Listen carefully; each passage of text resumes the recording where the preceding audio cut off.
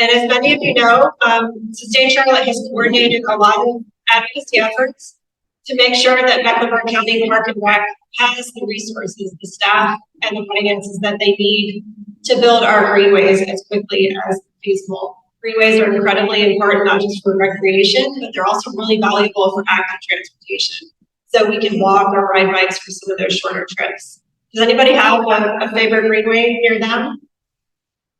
I see some hands raised, but probably a lot of you are waiting for greenways in your neighborhood to be built. So I'd like to introduce Katie Lloyd, and she will talk about how greenways are built and how you can add your voice.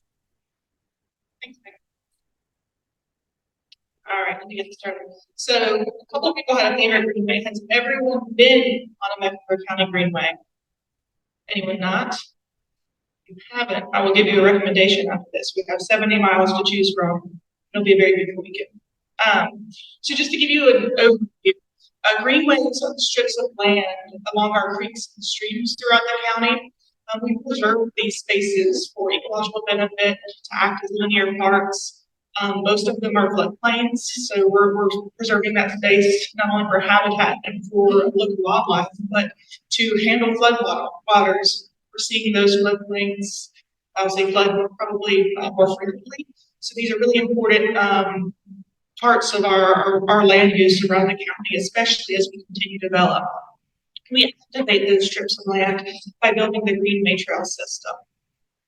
And greenways happen to be consistently the #1 most requested amenity from residents of Mecklenburg County. As we develop our master plans, we do statistically valid surveys of all county residents. And the top line on the screen chart is request for paved walking and biking trails. The second line is unpaved trails. So our nature preserve trails, our mountain bike trails. And we know that trails are the most requested amenity because they serve all ages and abilities. Anyone from a 3-year-old to an 85-year-old can use our trail system, and they can do it together, which is a really important part of what we do at Park and Recreation. If you haven't been on a Greenway trail, all of our Greenway system is intended to be a 10 or 12-foot wide paved asphalt or concrete trail. These linear spaces do pass by a lot of roadways, and wherever possible, we're trying to keep that crossing grade separated. Most of the time, going underneath, either via existing culverts, existing bridges, through underpasses. And that's really important for the safety of our users, but also the continuity of the trail system and its function for transportation. We also have an extensive wayfinding signage system to help you know where you are on the trail and also where you're going.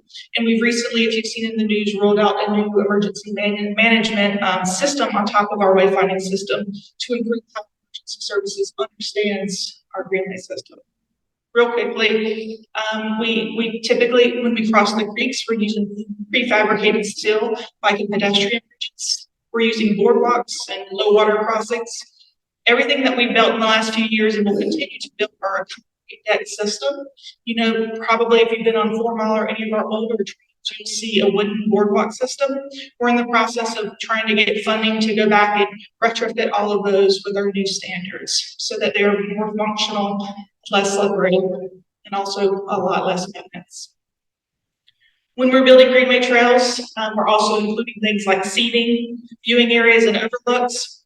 Oftentimes, we're building these in partnership. City and county stormwater services, restoring the creeks, the streams, and the wetlands that surround greenways. We're also working with the Arts and Science Council through the Percent for Arts program to build public art along our trails and in our parks. And wherever possible, we're often constrained by land on this. We're adding parking and restrooms for users to experience the trails in longer stretches. So if you've ever followed a Greenway Trail project, maybe one near your home, you know that it takes a really long time. Some of the constraints that we face as Greenway planners and as project managers, the biggest one really is land acquisition. I have a slide at the very end that gives you a pretty good summary of this. It can take decades and decades to get all the land we need for one project. And so a lot of times what we're doing today is asking for land for a project that might not be funded for 20 or 25 years. Also permitting, as I mentioned, most of our Greenway land is in the floodplain. So we're doing federal permitting, local permitting, a lot of things to build that trail so it will not have any negative impacts on the floodplain, but also that it will be built to last. And then of course, the budget. Our money is not going very far lately, it seems like. And we're also seeing a lot of uncertainty in the bidding environments where it's getting harder and harder to predict how much these projects will cost. So what that means is once we get funding for a project, by the time we go out to bid, if any kind of unexpected element or if the economy continues to do strange things, we often have to cut scope from that project and build what we can, which for a greenway means no parking lot sometimes, a little bit less trail. We lose access trails to connect to different neighborhoods, and that has a really big impact on our projects. So talk a little bit about where we've come from a greenway system. I included a picture of staff. It seems like it's been a really long time since we've had that. So it feels like a historical moment, but well, there's that too. So our greenway system was first talked about, visioned in 1966 in the Charlotte Mecklenburg Master Plan, where they talked about greenways as logical natural elements, useful in creating a sense of physical form and order within the city, which our roads have been developed. You know that the greenway system and the creeks actually make a whole lot more sense when you're trying to get around. So me, I live on the top of Bob Creek, and so that helps me. And if someone told me they're probably more than say the street name that they give. So greenways in our creek system in the county is a really interesting and intricate system that can create order and can provide really direct transportation opportunities. It wasn't until 1974 that we started studying specific greenways, and then it wasn't until 1979 that we got our first trails on the ground. This was in Yowpai Creek Park, and those first couple trails are actually paved, and a lot of those you see in the picture here are still used for cross-country activities. By 1980, we had our first Greenway Master Plan, which called for a total of 74 miles of trail. At that time, we had about 4 miles on the ground. In 1999, we updated that and expanded it to a proposed 215 miles of trail. At that time, 13 miles on the ground. In 2008, we expanded it again to a proposed 8 miles of trail with 41 miles on the ground. And then most recently in 2021, we expanded it and tweaked it again for a proposed 34 miles of trail with 50 miles on the ground. And today we have nearly 70 miles of trail on the ground. So due to advocacy and due to a lot of public demand, we are funding and building trails faster than we have before. In addition to those 70 miles, we have over 20 miles of access trails that connect the main spine of Greenway to neighborhoods to destinations. And then nearly 30 miles of trail along our streets, rail corridors that connect Greenway trails together to additional destinations. Currently, and I'll go through this list, we have over 16 miles, Mecklenburg County has over 16 miles of trail in construction.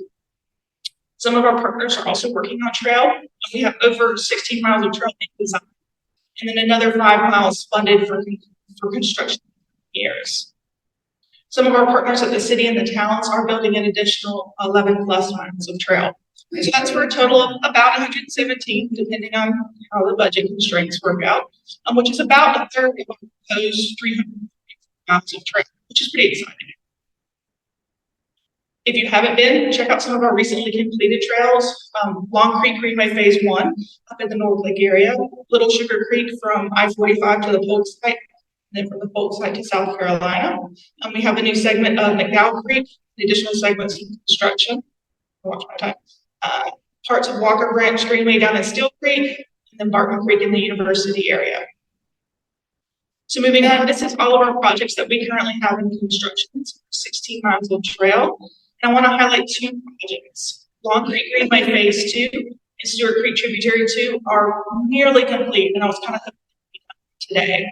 Both of these have most of the pavement ground, and the contractors finalizing a lot of the last minute details to get to substantial completion. So in the next month or so, we should be able to explore those.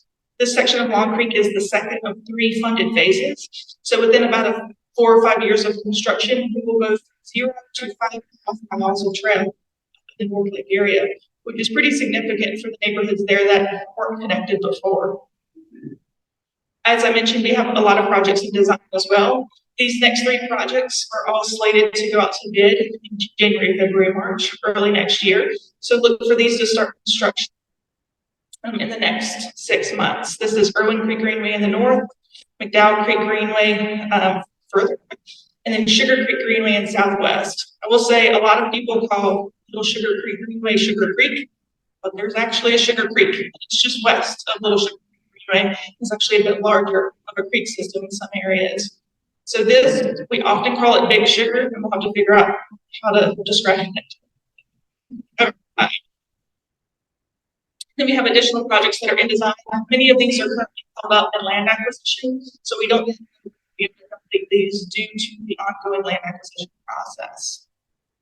And then we recently, last summer, got approval for our fiscal years 24 through 28 capital improvement plan. So these projects will get funded for design to start in the coming years.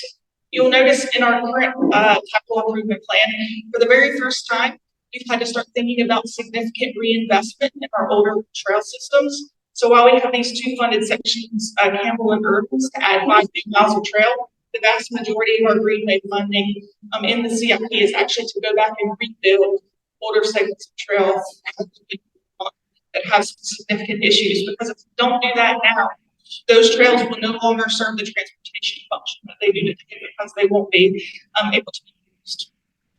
All right, promise I'll have a few more slides. So plugging this back to land use and how we develop.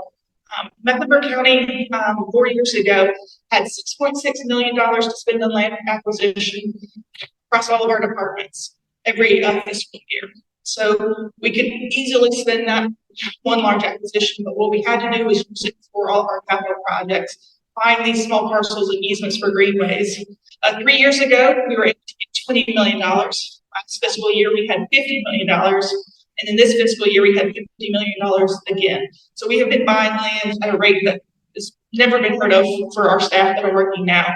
So we're constantly evaluating and looking for land, not only to fill gaps in park and recreation access, but to restore and protect ecology through our nature preserve system and our greenway system. And these decisions are guided by our master plan called NEC Playbook. And then going back to what Andrew was talking about with rezonings, park and recreation staff do review all rezonings that come to the city of Charlotte. There's 3 typical requests that we will make of developers. One is dedication for future greenway trails. We have been doing this for many, many years, and usually they're pretty open to discussing it. So the land we're asking for is usually the floodplain, so they're not going to put buildings there anyway. And so we'll ask, even if it's some trail that we're not going to probably flood in 20 years, we'll go ahead and ask for the easement.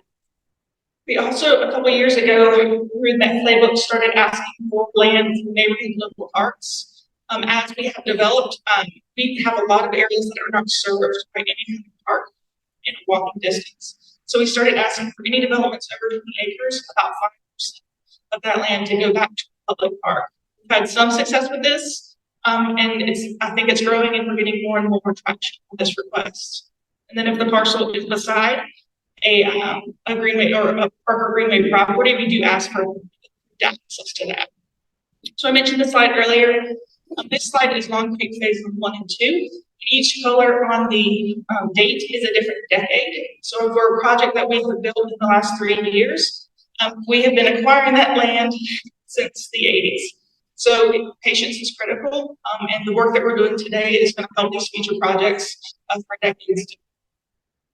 A couple resources, I don't know if you're see these slides, but check out parkandrec.com for any questions about park recreation, and you can reach out to me if you need to.